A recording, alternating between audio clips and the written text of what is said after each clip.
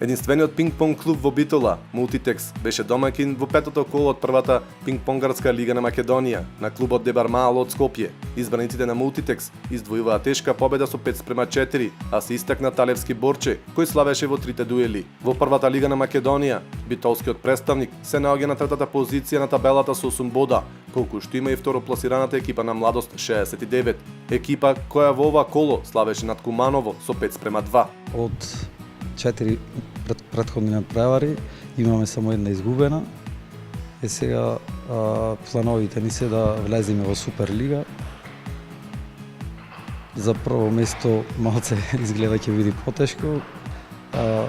Се бориме за второ место кое води во бараж. Условите се за сега, да речам, просечни. Немаме многу млади деца. Клубот е отворен за сите, и за стари, и за млади. Тренинзите ни се понеделник, среда и петок од 19 часот во просториите на долната гимназија.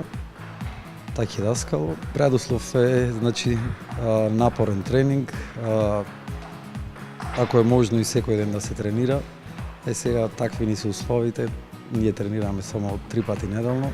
Во шестото коло кое се игра на 22 ноември, Мултитекс ја дочекува екипата на Пошта 2. Лидерот Ѓорче Петров ја дочекува екипата на Студент, а се среќаваат Кочани Младост 96, Дебар Маало Куманово. На табелата во првата македонска лига Ѓорче Петров е лидер со 10 бода. На втората позиција се наоѓа Младост 69 со 8, колку што има и Мултитекс.